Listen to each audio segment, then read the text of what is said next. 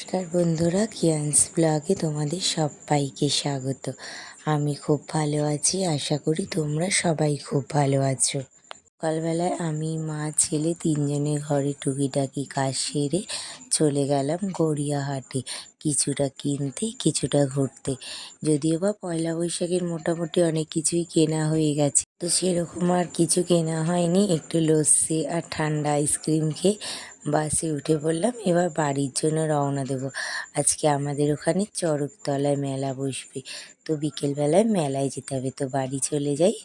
তো বাড়ি চলে এসে ঘরের সব কাজবাজ সেরে আবার বিকেলবেলায় আমি বর ছেলে তিনজনে মিলে চলে আসলাম চড়কতলায়। এই দেখো, আমাদের এখানে ছোট্ট চড়কতলায় মেলা বসছে। মেলাটা মোটামুটি খুবই ভিড় আছে। এই মেলাতে কি না নেই, সব কিছুই আছে। এদিকে আমরা দুই বান্ধবী মিলে একটু ছবি তুলে নিলাম। তো চলো এবার একটু বাবার দর্শন করে আসি। তো এইদিকে মহাদেবের দর্শন করে নিলাম। মহাদেবকে দেখো কি সুন্দর লাগছে না? আমার না এত ভালো লাগছে ঠাকুরস্থানে। আর অনেকে এসে এখানে ধূপ মোমবাতি জ্বালায়। আর এই মন্দিরটা অনেক বছরের পুরনো।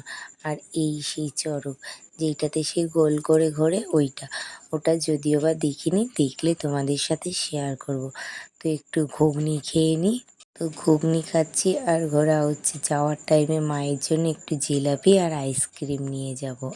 তো মেলায় তো খুব ভিড়। ওই যে দূরে ওইটা হচ্ছে মন্দির। এইদিকে জিলাপিরও দোকান বসছে।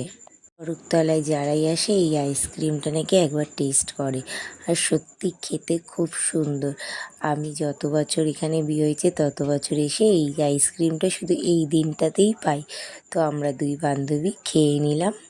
তো এবার বাড়ি যেতে হবে। তো বেরানোর টাইমে দেখলাম আমার একটা বান্ধবী আসলো। যদিও বা ওর একটু আসতে লেট হবে, ও বলেছিল।